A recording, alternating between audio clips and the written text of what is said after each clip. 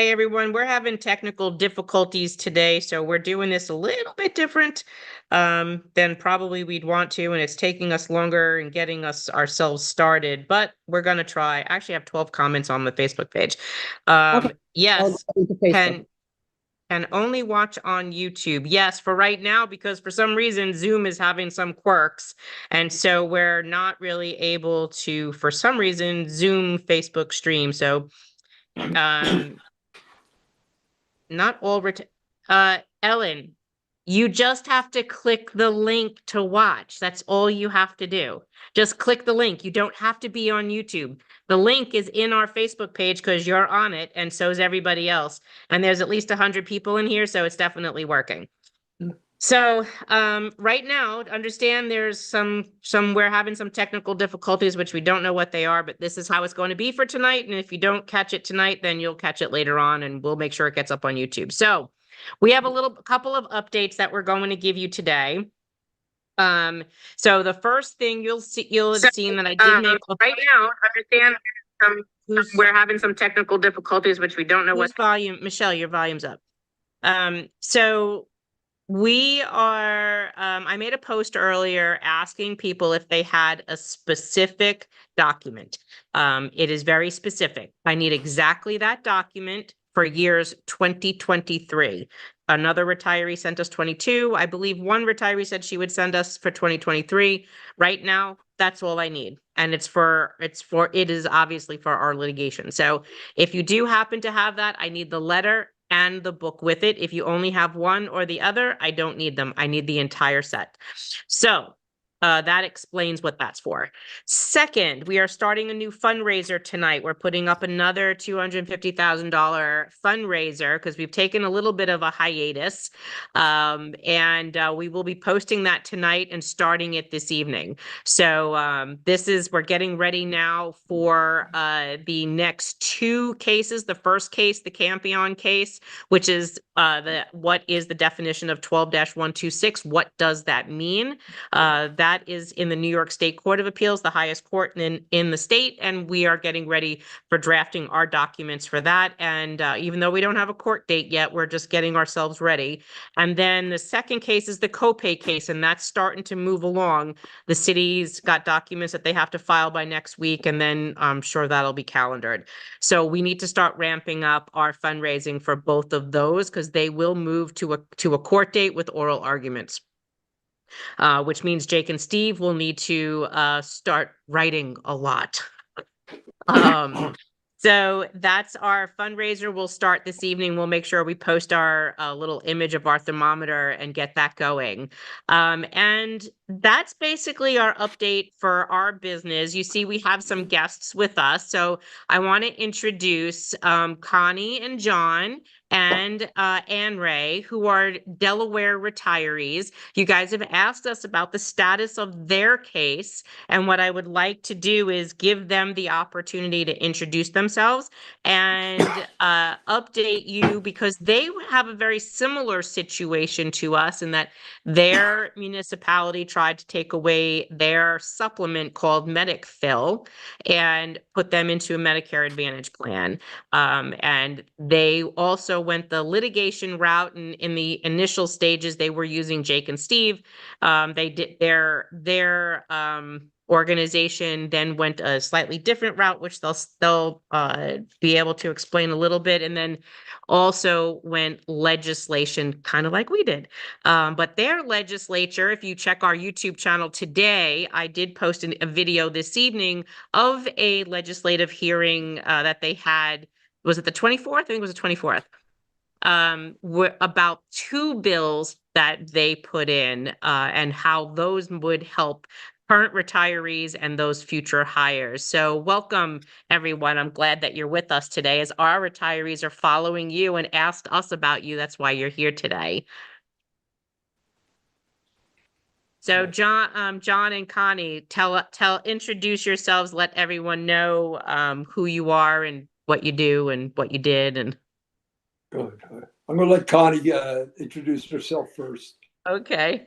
She's the brains of the outfit. John and I are married. That's why we're sitting in the same kitchen on a Friday night. John's a state legislator or a Retired. retired state legislator, and I'm spouse. So for me, this is spousal benefits. I was in daycare, so I have no benefits on my own. I'm totally reliant on John's legislative benefits and retiree. I think that the significant thing about what happens in our state is that legislators, and we're a state, not a municipality that we're dealing with. Delaware's a very, very small state. So, compared to what you guys are going through is very different. But I have, our spousal benefits in my case were kind of like up for grabs too. And without any other benefits, spouses, became Vulnerable. incredibly vulnerable over the last couple of years. And there were a lot of proposals to cut those benefits. So that's, one of the pushes that we have had is to, maintain those kinds of benefits. The Medic-Fill program is a Medicare supplement, and that, it's just been, it's apparently been an incredibly good program. When we first got into this, we were all still working. Anne Ray was retired, but John and I and Lisa, we started Rise with, we were all still working. We didn't have a clue what Medicare Advantage even was. We really didn't know anything about it. So it became something that we had to ramp up really, really quickly on. Go ahead, John. I'm John Kowalko, and I'm a retired 16-year, 8-term state representative in Delaware. And I can speak authoritatively to the reality that none of my fellow legislators were aware of what was transpiring when this administration decided to take away our Medic-Fill. I'm talking about state-paid Medicare benefits. The state pays a portion, in some cases 100%, and then gradually down, depending how long you served there. The state decided behind closed doors that they would eliminate the Medic-Fill program, and they were quote unquote for cost reasons, and put us all under no option other than the Medicare Advantage. And that option, you would have the option if you went to pay full costs for your Medic-Fill. So when I became aware of this, I did a little investigation of Medicare Advantage.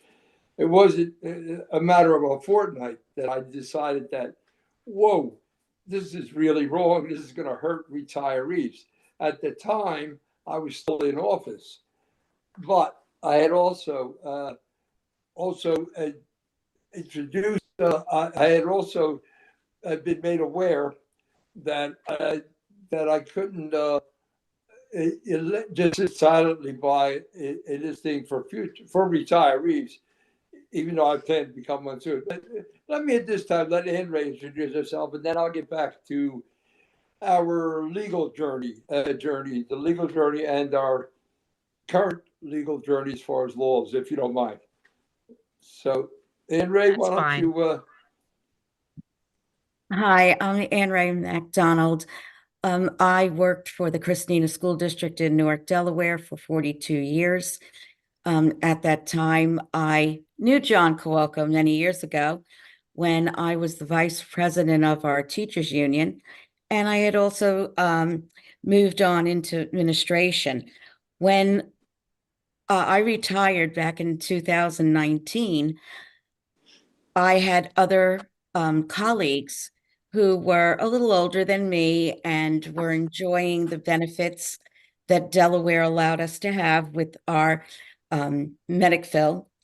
And they emailed me in a panic, and attached to that email was an op-ed that John, who just introduced himself, had written, alerting everyone to the dangers of Medicare Advantage. And in that article, there was a short little story about Mary Ann Pizzatola and Steve Cohen and, what they were doing in New York. So I don't know what came upon me, call it divine, but I was pushed because my friends were in tears telling me to do something. And I'm like, me? Well, that that day, and I'm a fellow New Yorker, born and raised there, and I picked up the phone and I called Steve Cohen. And this happened to be at 5 minutes to 5. He was in the office. I told him who I was, started to give him a little background, and Steve started to give me a big education about Medicare Advantage and what we were in for. I thought we could do a class action suit, but Steve had said we couldn't because no damage had been done to us. But if I gave him 3 weeks, and if I worked with him and gave him all the background information he knew, he would see if we had a theory of the case. In the meantime, John, who I knew and I trusted, and he was well respected, I called him and I said, John, this is what I've done. And I said, he's going to give us a theory of the case. Would you be interested? John said, sure, I'd love to listen. And I said, okay, I'll be getting back to you as soon as he does. And it seems to be the rest was history, because while I was working with Steve, Connie, John, and Elisa Diller, who we've now parted with, had started an organization called Rise Delaware. And within that organization, our beliefs were that we would fight for all retirees 65 and older, retirees under 65, all active workers, and all future employees. Which is a very Unfortunately, aggressive task, because you're lucky to be able to do that, because in New York City, we can't. right, right. So we always stayed and always believed that that was going to be our stand. And John, Connie, and I never deviated from that. Unfortunately, and John and Connie can get into it further, we had to break ties from our other group. We formed a new group, Roma, and we still stand that we are going to fight for these people. In the meantime, after Steve had won our stay in the state of Delaware, which was on October 17th, because he said that our legislation, I'm sorry, not our legislation, our SEBC, which is our state benefits office, had really deceived us, because when they were sending us the packets, they were never telling us the truth and telling us that we were, number one, going to lose our Medicare. Number two, they were throwing us into this crap benefits called Medicare Advantage, nor did they tell us that there was going to be prior authorizations, all of these copays, and you all know the story behind this horrible, horrible insurance. So when we won our stay and Steve went with the APA, he had said very clearly to us, you're not going to have to fight any more lawyers. You now are going to have to work very, very hard and work this out through legislation. And going back to my early days when I called John, John was always pro, let's fight this in the courts. Unfortunately, we didn't have time though, because open enrollment started on October 1st. We had to shift into gear. This was August 25th when I called Steve Cohen. And by August 17th, that's how fast everyone worked.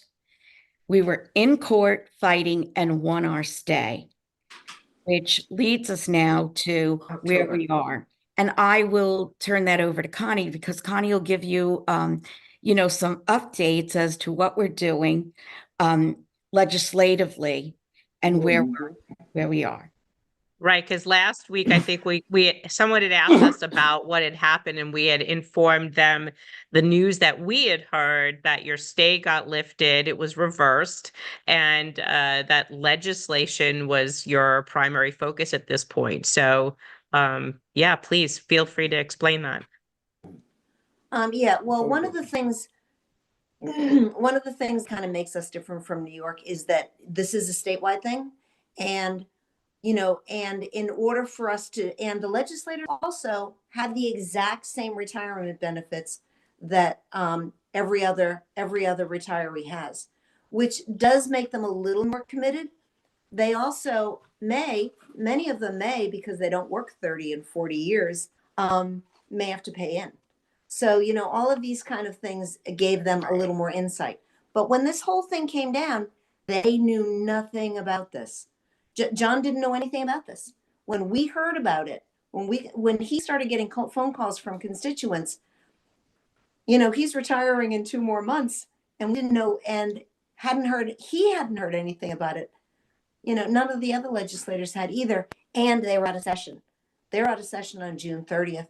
This is August. So, you know, the timing of this and the way it was done on the state's part, as far as letting people know, was a little suspicious there too. So, you know, what we did from August, I think 6th, something like that, to in the next 2 months was just literally Anne Ray, Lisa, John, me, every single day we're opening GoFundMe's, we're doing this, we're doing this. It had to be such an incredible ramp up because this stuff was changing. They kept saying, oh yeah, this signed contracts, and then never produced a contract. And so until the point you realize that, yeah, there are no contracts. John put up bills, and he can discuss those more. And then, but we're out of session, you know, so coming into session, they'd have to call in special session to do something.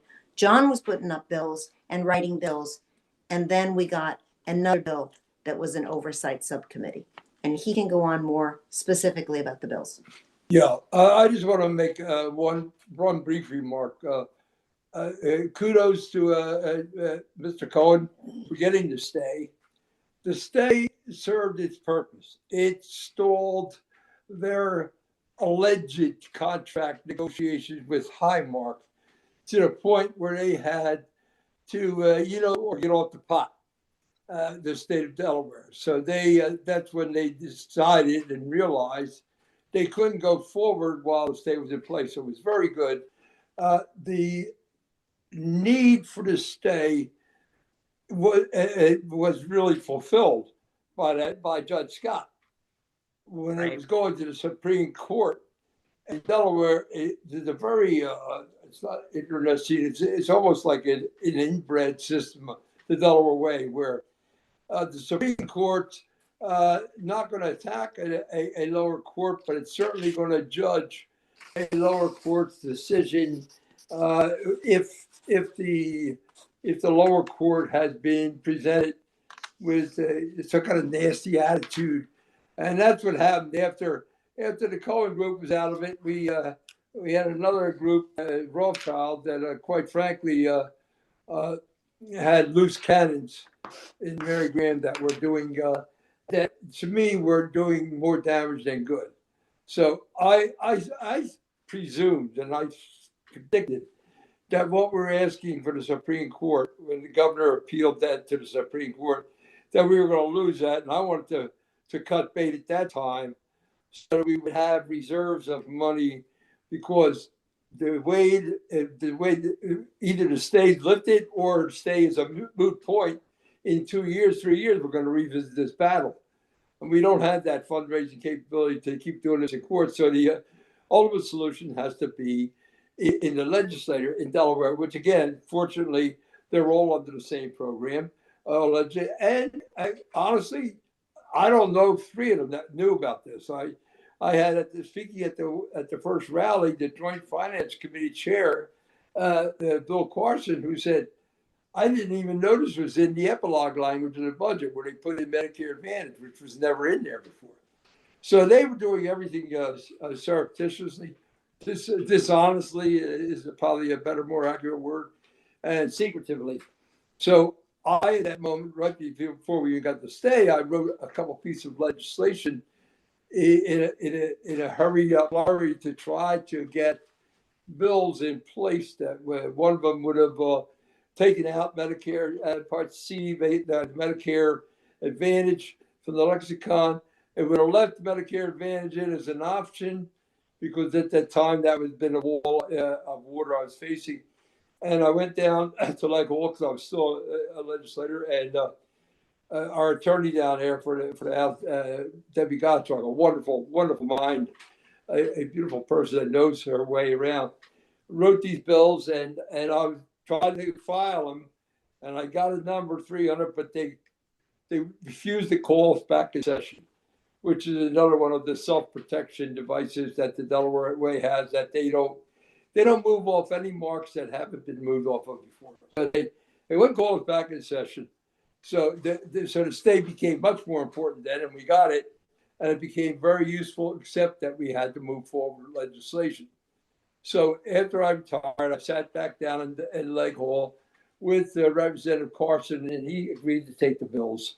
And the bills were similar to what I wrote. We got made improvements on them, and we were going to run with them. Then Bill Carson wanted to wait for the RHB, the what's it called? The RHBAS or something, the subcommittee to conclude Right, its investigations. And that made sense. So hold although on I one would've second. still- John, hold on one second. So let me explain to everyone, because you're speaking in a vernacular that people might not understand.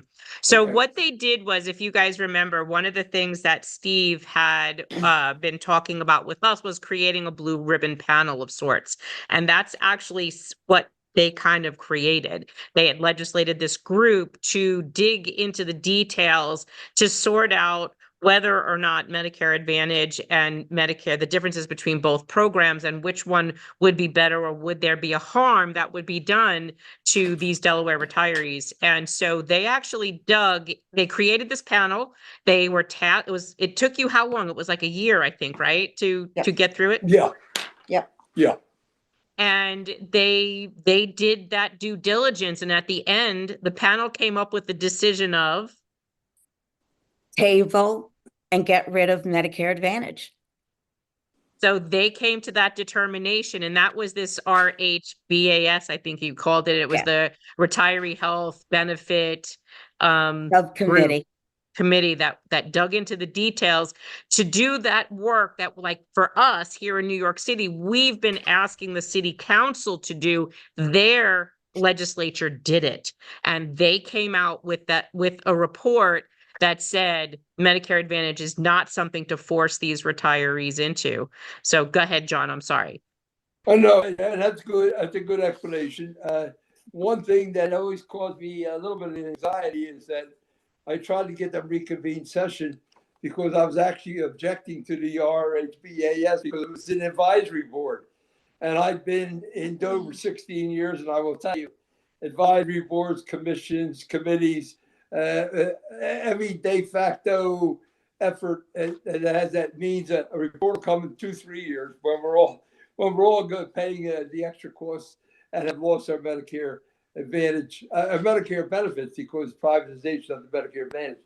So but I still had, and I was pleasantly surprised by the thoroughness of the RHBAS, the advisory committee, in how they conducted business with even though they were infiltrated by appointment, some of the same players in the SEBC, that's the Employee Benefits Commission, which makes the decision. Now, there's a basic flaw in Delaware that we have a commission that makes the decision that does not have to have a vote of the House or the Senate or a signature of the governor before they just put anything in play that will affect the employees' benefits. So that's a major problem that needs an overhaul too. And I believe House Bill 282, one of Paul's bills, was going to try to address part of that. But it's been amended, and I don't know now how effective it will be. But coming out of the whole discussion and the whole dialogue and all these fights, one thing it impressed me, it certainly was that when I directed Paul to Carson and the bills that I had, like Paul Baum, Representative Baumbach, he took those bills, he went to Debbie Gottschalk, and he got them unbelievably well suited to our immediate problem. So now comes the little kick in the caboose, I guess you would say. In Delaware, you have, and I'm sure there's other places, you have a right to, any bill can be amended on the floor or anything, and Paul was bringing amendments. Okay, wait, before you Well- talk about amendments, let's make sure we know what the bills are. Okay. Yes, Okay, so yes. Representative Baumbach, who Well, is hold on, a- Connie, one second. So Anne Ray, you had your hand raised. Yeah, I just wanted to interject. early on when they started that RHBAS committee, and John and Connie, you know, we were really upset because those people were appointed by the governor. And we all thought, oh, here we go. We're going to lose. And one of the things that we had to do is educate everybody. We bombarded them with news articles, everything that we could find they were getting, which was so important. And the national head of ASME, which was Sean O'Brien, he was on that committee. We had some really top people. And believe it or not, you could feel defeated knowing that the governor has picked them, but these people were honest and they decided, wow, this is wrong. And they went the other way. So I'm only interjecting that because when you guys form your committee, don't get discouraged if that happens. Just bombard them with the truth and hope for the best. And that's really powerful because I remember you being concerned when that was happening, is because they were all political appointees that you felt that you weren't going to have a fair due process. So it was really nice to see that after the year's time that they took place, that took place, that the decision came out favorable to you. But that is a credit to everything that you guys did to educate them, for all of the things that I know you and I had shared over the year, of all the documents and the support. And if you don't know, you guys that are watching, Anne Ray is actually one of the retirees that's in our page. And when she first came to me, I said to her, come into our page, learn how we do things. And so she was a really good advocate for her people. Also, So Marion and Connie, when you talk about the bills, I think one of the important things to discuss is that the RHBAS totally said, no Medicare Advantage, it's off the table. And then there was a twist of event through amendments, which John and Connie will let you know what happened. Okay, go ahead, Connie. Yeah, the two, so Representative Bomback came up with two bills. And the bills literally, and there are actually more, but only two have been filed so far. They literally came out of the subcommittee reports. And they were formed out of that subcommittee recommendations. And they kind of went 1, 2, 3, you know, right from those reports. The first one, 281, and you guys can look them up. They're HB 281 and HB 282. You guys can look them up. The Delaware bills, it's easy to find. But the first one repealed the option of Medicare Advantage. It literally repealed that. It's simple. It made technical corrections, but basically it repealed Medicare Advantage. The second one made changes to the SABC, which is the Employee Benefits Committee. So it made changes. It put different people on it. It made changes to how they can do business, things like that. So that's more of a technical bill. But the first one just took Medicare Advantage right out. Then it comes to the floor, and an amendment was attached to it. I don't want to get the amendments prematurely because there's more to explain there. That was the midnight hour too. Wait a second. So are you talking about the one that is it Townsend put in on the 24th? No. Well, no, there was also all right, the original bill Paul put up, 281. The act repeals the option of providing health care insurance to state pensioners under Medicare Part C, known as the Medicare Advantage Plan. That's very important that we specifically noted Medicare Part C because that's the most onerous option that they were taking advantage of. So when the bill finally came to the committee in the House, and there was murmurings about amendments that were going to be placed with it.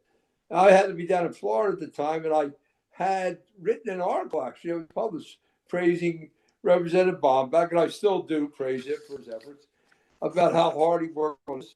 And when we had, when we had the amendments, I called Paul personally, and I said, "What's going on?" He said, I'm worried the bills won't get past leadership onto the floor. And I remind him he had 46 sponsors on the bill out of 62 city legislators, which is almost an unheard of number that they wasn't going to happen. But anyway, I went there and I wrote a letter to all of the House members and Senate members that I did not agree with the amendments.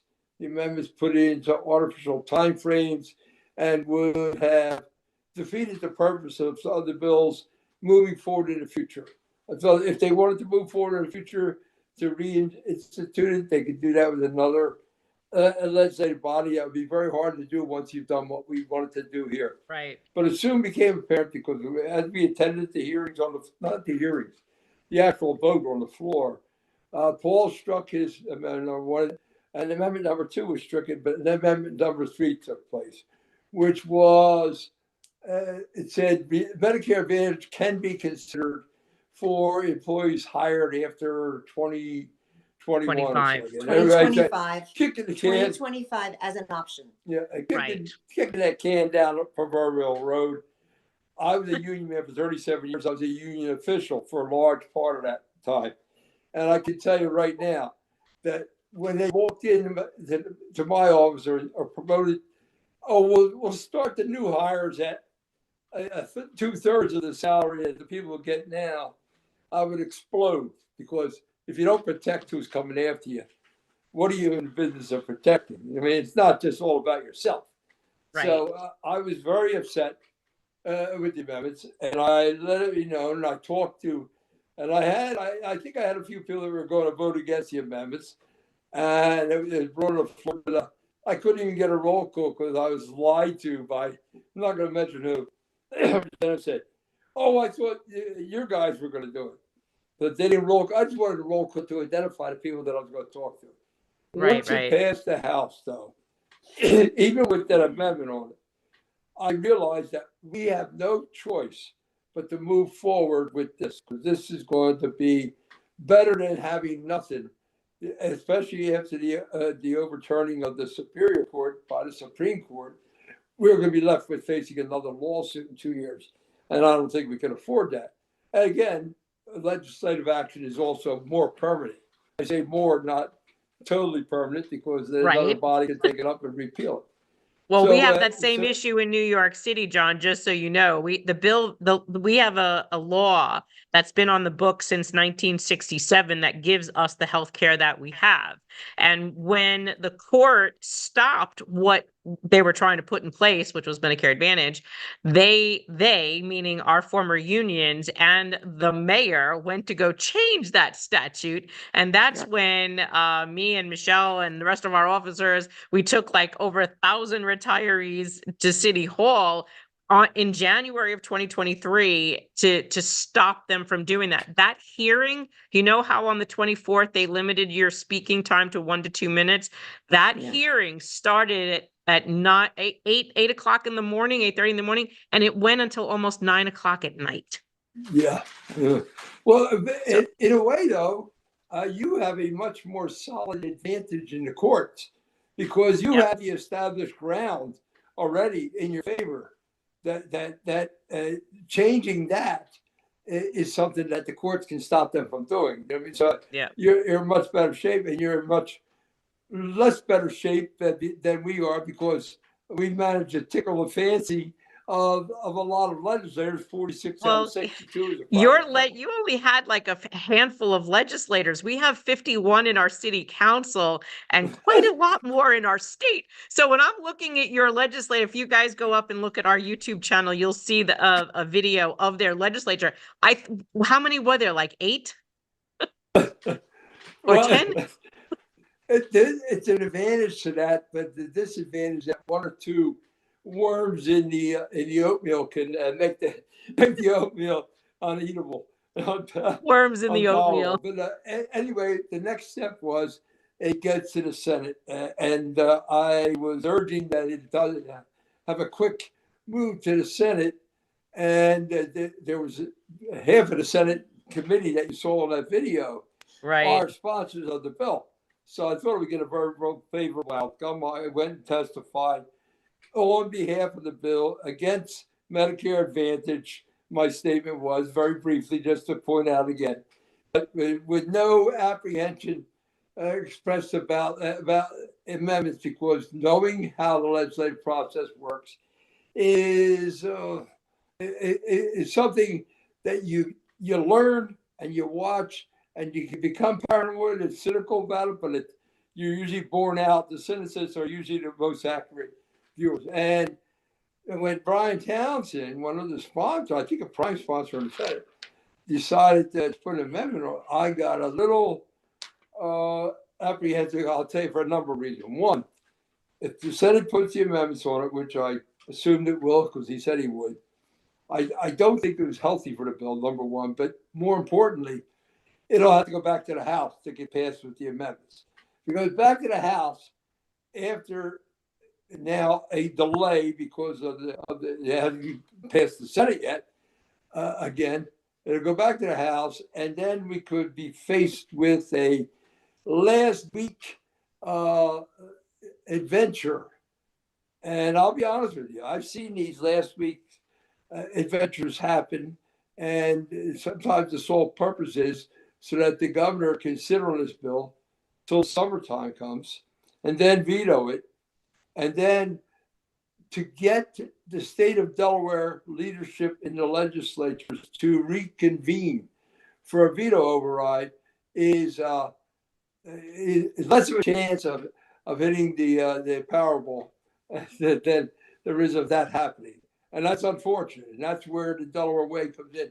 I mean, you would think 46, but there's no system other than leadership saying to the governor, we're reconvening. And that's what frightens me. So let me ask you two hopefully- questions. We have two Yeah, sure. questions in the chat. So Janet wants to know, do you know if the Medicare Advantage insurance companies lobbied your RHBAS? Not only did they lobby the RHBAS, they lobbied the legislators? Highmark lobbied the legislator, and the most, I guess, the monopoly, Christiana Care, wrote a letter supporting the Medicare Advantage plan. And you're talking about one of the biggest employers, most powerful employers, and a certainty of monopoly. Christiana Care wrote a letter saying that we should be glad to have Medicare Advantage, and since then have actually excluded one of the other healthcare providers besides Highmark. I think it was United Healthcare, excluded them from participating with their doctors and consider them out of network now. So there's tentacles, and like Connie said, like my wife said, very knowledgeably, this is a corporate state. So the people that roam the halls of Delaware in Dover are lobbyists of the top rank, pay wise and influence wise. Right. People that get to. So we've been sort of managing,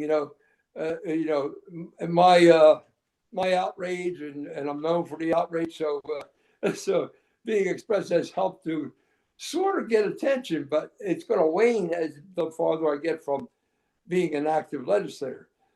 So now I have why, to me, the most paramount thing is to pass it. So now there's another question. Sure. Laura says, wow, what a dagger. Can you please repeat who actually put those horrible amendments in? So you were talking about how the bill had been changed, that 11th hour change. Well, The sponsor of the bills, the amendments. Paul in. Bombach put the one amendment on. Matter of fact, he put two amendments. One on Well, 282 too. Yeah, he put those in, and quite frankly, when I asked him, why are you doing this, Paul? He said, so that I can get it heard on the floor. And I said, no, that's not a good reason, because in Leg Hall, if you put a bill on the floor and you have an amendment to that bill to get it to the floor, in other words, you barter with leadership and you say, I'm going to put this amendment on. He say, okay, well, let it get through the floor. Once it's on the floor, they can't take it off. So what you do, and I told Paul to do this, strike your amendment on the floor. Then the bill goes through clean. And my advice, sage as it may be, was not taken. Go ahead, Anne Ray. So, I had gone to John and Connie because I was like, they know I was livid that this was happening. And this was the time when we were breaking away from the other group. And I had felt betrayed by our other group because they went in on the day of the vote and they said that, they rejected the amendments. After the vote, someone went to them and changed their mind and they decided they were going to support the amendments. So when I asked why, what they were told was some politicking was going on. So the House, Politicking. so the House Chair Committee person and also the House Whip, they were told by the governor that if it doesn't go through, if it doesn't go through with the amendments, it won't hit the floor. So there was like a panic. And I guess at that time, that's when, our representative said, well, I've got to get these, bills through. So they've got to go in with the amendments. So I called John and Connie and, they alerted me as this is the ugly part about politics. You got to have thick skin and you got to work it out. And I was pretty upset. And they can bounce off of what I'm saying because they were the ones that were educating me about this happens all the time. And this is how you got to write it out. So, Connie, if you want to address it. Yeah, I mean, it does happen all the time, and it is politicking, and it's what people do to get their bill to the floor, but it's also what people do to get their next bill to the floor, because if you make people unhappy here, then then who knows, maybe they won't let your next bill come to the floor. And that's what happens. I don't know if it happens in big states. It certainly happens in small states. And Yes. and it's kind of everybody has to get along. And this is how we get along, by you giving up this and you giving up that. This bill in particular, with the number of legislators on this bill, there shouldn't have been any changes. And we were very upset about it. And we spoke against it. And we went down and we talked to, we really talked to legislators. And we really, and it was something that, we spent the day, just like the lobbyists, we spent the day wandering around and talking to our legislators, the various legislators about it. John knows them all. I know them all. I said all 62 of the House of Representatives attended a rather long email explaining why they should vote against or vote down the amendments if they're in this bill. But you're very limited what you can do. A lot of people responded, "Oh, I agree with you. I see your point," but there's almost a weak spine. There's a sort of a spinelessness in politics that, like Connie says, yeah, you may pay for the next time you come to the counter, and that's true. But then you shouldn't be sitting there. You shouldn't be representing people's interests if you're going to do it with a little stray glance into the corner. Are they okay with it? No. The only ones that have to be okay with it are people you're trying to serve. And which is why all the people love John, because he's very idealistic. But none of my colleagues. and that is not how politics usually works. No, because unfortunate. We know even from what we've been doing, and it's a tight circle of us that are involved in those political circles, but we find it frustrating as hell that it's almost like they're looking for you to like sell off your arm so that you could buy a leg. And it's frustrating to go through that process because they're just trying to use you for one up whatever the next thing is that's coming along. Yep. Or seeing how they can play them in tandem. And then the other thing we run up against is politicos that say they support us only if they need the cover, but they don't really want to be there to support us if they're having a challenger or a tough election, something that's causing them to say they support. And we had the same issue with them not supporting us, where they'll say privately, we support you, we got your back on this, we're working behind the scenes, but they're not getting on the legislation. So Right. this, And it we goes, had and that it can issue. go the other way. They can sign on to legislation. It doesn't mean they're necessarily going to vote for it. Well, And you Yes. might have a unanimous vote to pass that legislation. The governor vetoes it, and they're not going to vote to override a veto. I mean, every That- step in the process, they can change their minds. Having had a husband down there for 16 years, and knowing what he's up against and knowing what others are up against, you have a bill you're passionate about, and you have the leader of the house say, your house, if you don't vote this way on this, that bill you're passionate about is never going to see the floor. It's destroyed. And And you're up against that. It's not an easy place to be. no, it's not. And I will say very proudly that I've never been approached by leadership to do anything because I've been approached by individual legislators who said, if you support this, I'll support that. And I said, let me look at it. And I go back to them and say, no, I can't support that. Well, I'm not going to support you. I said, I don't care. I can't support that, period.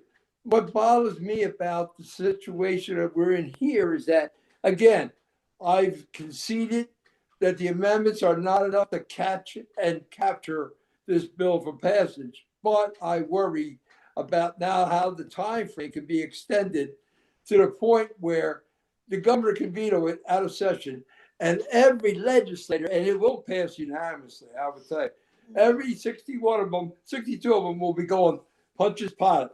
I did what I could. I gave you Barabbas, and oh, you want the other guy? Well, you have to deal with that yourself. That is exactly what probably drove me to retire at the young age of 78. The fact that I couldn't do a Bernie Sanders and stay there forever. How he does it, I don't know. But the fact is that, just an overview, I do believe that you're in a much, much more prominent position for a win in the courts with the Yeah. background history of what you just told me. We had nothing Right. like that. We always had the SCBC, which was the dominant factor in our benefits thing. It has been, even in the case of active unions that are part parcel and have influence in the SCBC. I'm going to tell you a little quirk about union officials. They depend on the vote of those people in their membership to keep their job, whether it's a cushy job or whatever you want to call it. You can say the good job they have.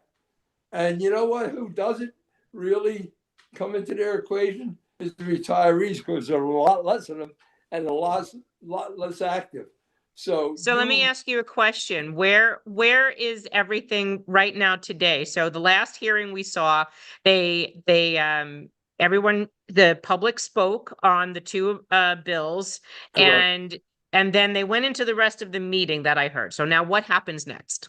The bill, the Senate bill, which is now Senate bill, House Bill 281, 282, have to go to the Senate Appropriations Committee. Is it? Do they have to go? No. No. Oh, I'm sorry. They go to the floor. They go to the floor for a vote. There is, I think, another bill, our Inspector General bill. You love that one. Someday we'll talk about that. But, Okay. but I still have a lot of fire to burn yet.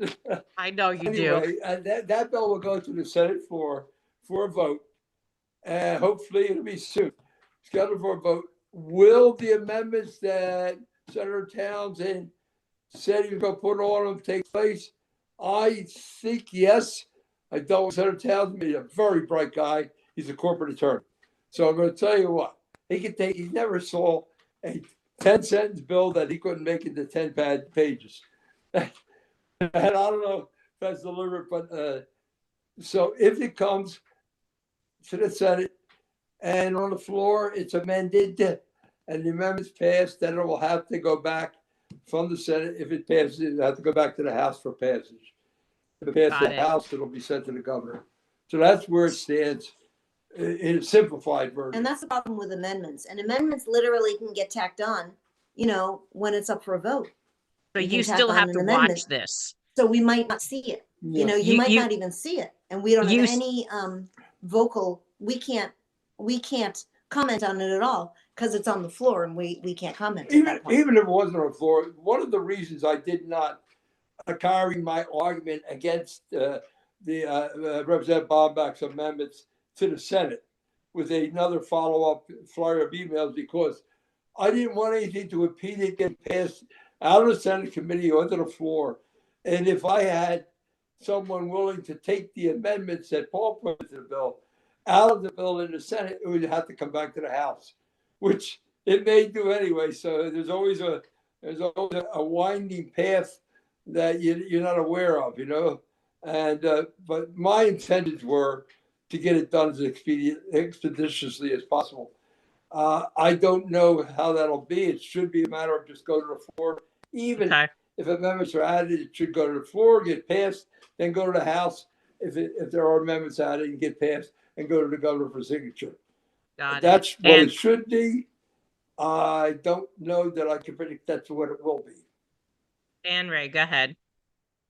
You know, as John and Connie said, you never know which way the pendulum is going to swing, because a Right. lot of things can happen between now and then.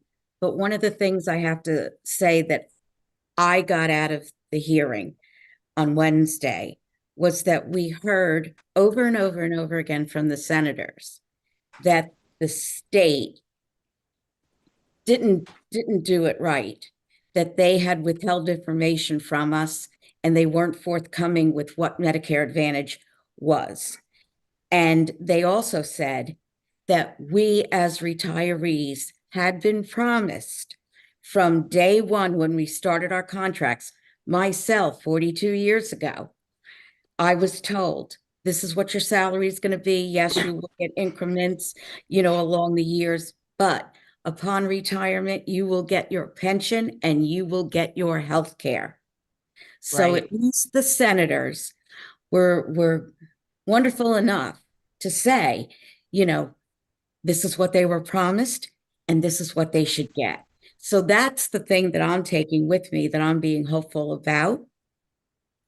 But Good. you never know. You just never know what's you still lurking have to around the watch corner this. or what deals are being made. Yeah. You show me mine, I'll show you yours. You never know. So you still really have to watch what's happening, because what it looks like today may not be what it'll look like when it comes off the floor. Hey, Correct, even when it passes, we're going to have a watchdog, because any new administration coming in can wipe it away. And as John had mentioned to me, which I thought was a great idea, is that election year is this year. And I think it was Connie. Connie, maybe it was you that said it, that we're going to have to petition these candidates and make sure that they are on our side. Because if they're not, you're out. Don't It's vote. funny because I don't know where I put the article, but I had saved an article going back to 2006, and the headlines were a sleeping giant is awakened, and about retirees fighting for their health care. And this is March of 06. And so here we are, how many years later, arguing over the same exact issues. So I don't think retirees can ever go back to retirement. Unfortunately, I think there will always be a move, because if at the end of all of your testimony, this was so reminiscent of what we're going through. After all of you so eloquently spoke, you had two management from OMB, your management and budget people, come up and talk. And they were talking just like our OMB people, whereas, this is going to bankrupt the state, and, what this is just wrong. We don't support this legislation. I was like, oh my God, here we go again. It's like, this is everywhere. Yep. And you know what's funny? Not funny, cruelly funny. The fact is that the reality is that the retired state workers, and that includes Delaware State, University of Delaware, all those other ones that get their benefits from the state, their healthcare benefit, actually don't lose money, even if all their benefits are paid for in full. But they try to group that into this overall unmanageable healthcare system for all active employees. And that's where the big bucks come in. And they try to manipulate the minds of people. And so far it's been resisted by a lot of the people that would say, oh, government should stay within their own purse strings, but they understand this too. You know what I mean? But unfortunately, I still get emails from people that say, what about me? I work for what are you doing for me? I work for Joe's construction company and I have Medicare Advantage and nobody's fighting for me. Well, I can't fight for you. I can do is fight for the state employees and fight against Medicare Advantage for all Americans, against Medicare Advantage, privatization of Medicare. That has to be the message for all Americans, because I it's agree with you. destroying the Medicare system economically, financially, and it's destroying the lives of people with all of the, I think we uncovered 2,030 cases in the Medicare Advantage plan that are different than Medicare, where you'd have to have prior approval, prior authorization, doctors that were limited, medicine that was limited. So all of these things, and I try to make that in the speech when I talk to my brief speech. That's very brief for me, by the way. Okay. So I don't know if you're able to be briefed. I No, try he's not to able be. brief. No, Connie's going, no, he's not That's briefed. why I sit beside him, because I'm like, okay, okay. She cooks. You have a bruised shin right now. Still does have fire, Connie. And Ray, go ahead. So just to bounce off what John said, early on in my training education with Steve Cohen and him telling me the dirty shenanigans that go on with Medicare Advantage, just myself as a person and talking to other colleagues and educating them, I started to realize this wasn't, and you said you heard it the other day, and that was from Rick Geisenberg, who was our House Finance Secretary. Yeah. He had stated that the state cannot afford this.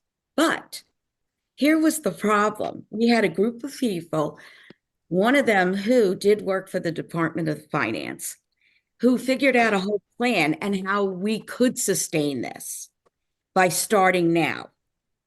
The problem was when they took a look at the whole, they noticed that the ones that were costing the most were the retirees under 65. Yes, that's the same with Not us. Not us. Yes, that's But the same in yet- our situation. But yet they wanted ours. And as we became educated, we realized something sneaky is going on. And even more so now with Wendell, because they want our Medicare.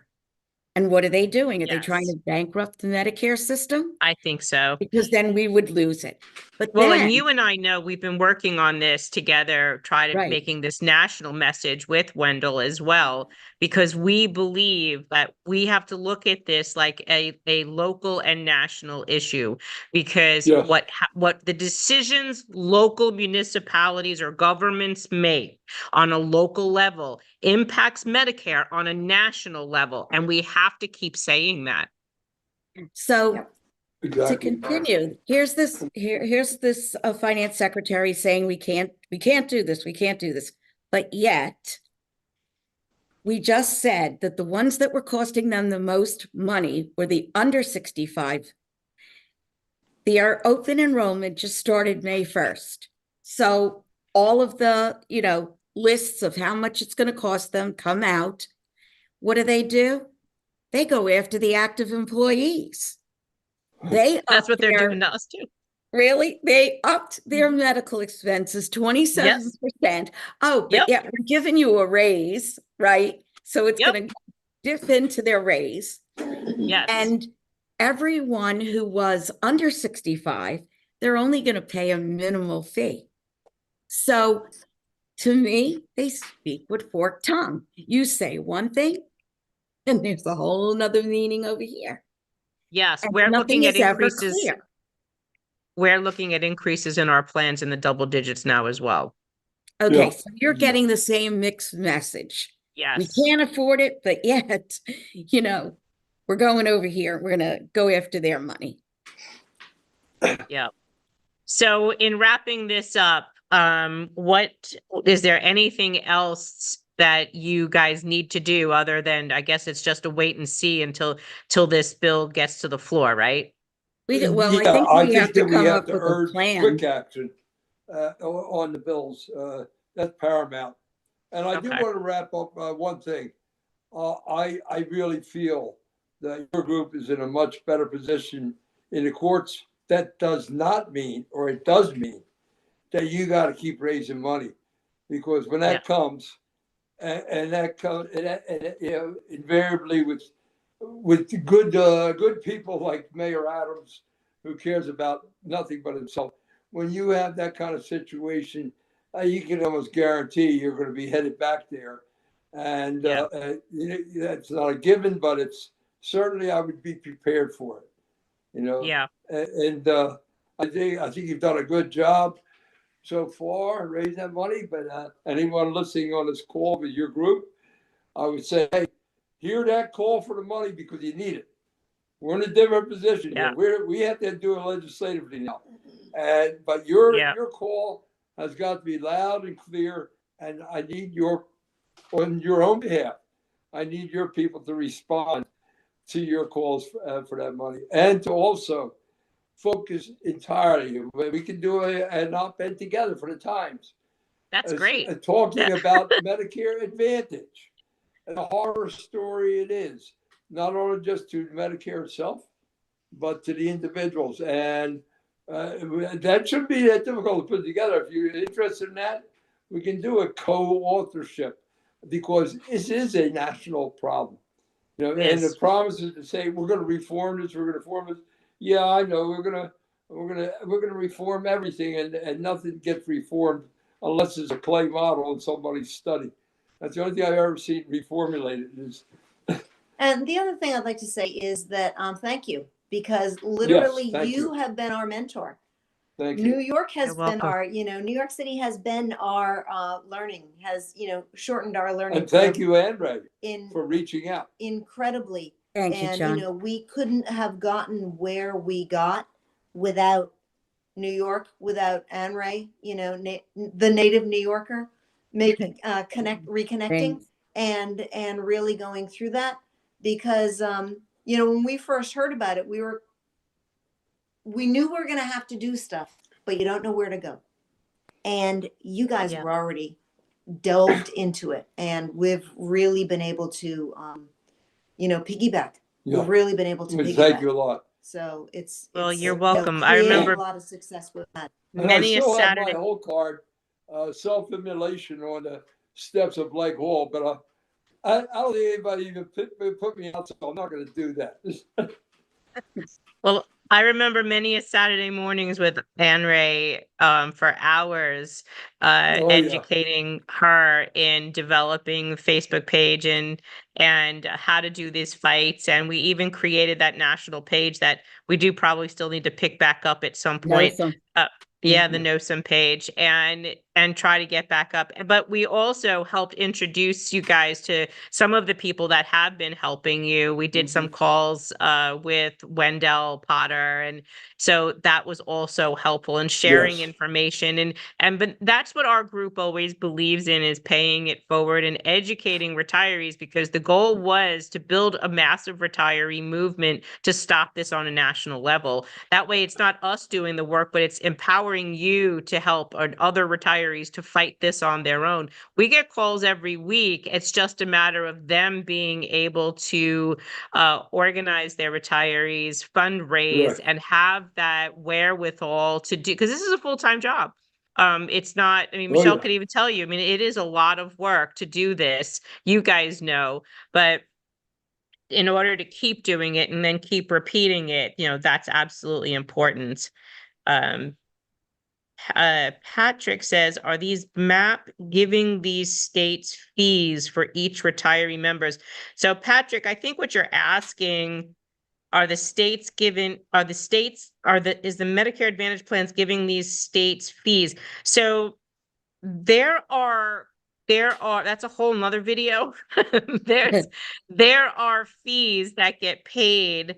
Obviously CMS pays the Advantage plan to administer Medicare, thus by privatizing it, so Medicare doesn't have to administer it. And then we do believe there are some profit sharing somewhere, kickbacking someplace that's coming back to the municipality. And so we know that Yeah.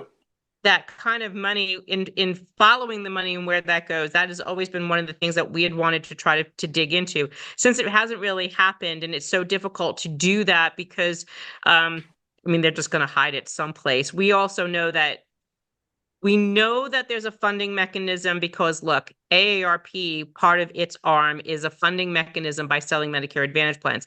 The commissions that the insurance companies pay the brokers is up to 3 times what it would normally be. So if you sell a Medigap plan, like our senior care or their MedicFill, that's about $200 and change a year as a commission. But it's $600 to commission to sell a Medicare Advantage plan, and they Right. can triple that 3 times that $600.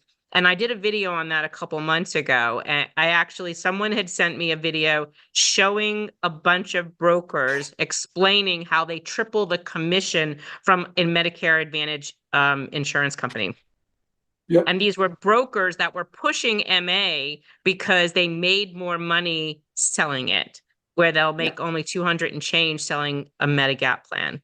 So Yep. Patrick, I Exactly. think that would be your answer. And knowing that you guys were lucky that you have AFSCME on your side. AFSCME is not helping us on our side. Actually, AFSCME recently threatened to sue me and our organization for our advocacy. And they took the Retirees Association and put them into administratorship, partially because of this issue. AFL-CIO, which is another large international, they have 3 of their own Medicare Advantage plans, and that's another problem. So even, I think it's regional and where you're getting help. You guys were lucky that you had someone helping you. Washington State has an AFL chapter that helps them. You have a chapter in Vermont that's been helping, Union International chapter. Ours in New York City, we're basically been ghosted. Mhm. Well, let me add that early on when all this happened, and I could not get in touch with the AFSCME rep here in Delaware, I started calling Washington, D.C. because I wanted to talk to the head. Lee Saunders? I was going straight up. Well, I think that somebody ratted me out and must have called our governor, because right after that, he appointed Sean, O'Neill onto our, Sean O'Brien, I mean, Brian. onto our SEVC committee. And I was like, I don't believe it. The governor just appointed him. Somebody must have told him that I was calling Washington. But once again, what I want to point out, it didn't go their way, because we educated Sean. Elisa and I had a Zoom meeting with him. We educated him about MA. And in the end, he voted, get MA off the table for my workers. You and me are going to have a meeting with Sean. Okay. There you go. Because There maybe you go. he can help you. Yes. You never know. I don't know. I think I got bigger fish chomping at our behinds, but You can't, But, the thing is that you can, I came from New York. I know how that it's all played out there. You I can't know. trust the right hand from the left hand. no, But the thing is that you can't give up. You No, we're gotta not. keep fighting. Well, listen, they wouldn't be threatening to sue us and give us the cease and desist if they weren't fearful of what we're doing. But we're hoping to change that narrative, and maybe it just takes a little bit more time with them, for whatever political reasons that is. But in wrapping this up, I do want to say, because it's almost 10 o'clock, I do want to say thank you for joining us tonight and sharing what's fun. going on, because we've got a lot of people that were following you guys and we're curious to hear. And I really, rather than just giving me just giving them the update, I really wanted them to hear from you, because it's been a process that you lived and something to be proud of what you guys created and have been working so hard to get accomplished. So I'm glad that you guys were able to join us tonight and share with us and keep us posted with how your legislation is going. And we keep saying one day when this is all done, we'll all have a very big retiree party. It'd be wonderful. And you can invite them to join our Facebook page, Roma. Okay. So it's ROMA, and you can put that on your website and tell them just to let me know that they are, you know, New York from City New York. retiree. And then this way they can keep up with what's going on. Great idea, because that's how you guys learn, by being in our page. Hawking it all the time. I know. I know. We And you always c- say it's not copying someone is like the best form of flattery, because if it's working for us, it hopefully will work for you too. Yeah, where do you think I And- got the homework from? I saw you do homework. I started giving homework. and I'll continue to be available. You can send me an email anytime you want. Any of your members, Awesome. I told Andre this and Ray this on her posting that I give out my cell phone number. I'm willing to talk about this with anybody that is not just curious, but curious because they see there's a very nasty cloud on the horizon, and Yeah. and they want to know more information. I'll do my best. I might refer them to Andre, or I might refer That's them good. to Connie, but I will try to answer any questions if anybody has them, including you, about what direction we should suggest that we go in next. And John and Okay. Connie do give legislative updates on our on our Facebook page. So if they need to know what's going on, just look for their names, because I'll say from John Kowalka or Connie Merlet. Right. Awesome. Okay.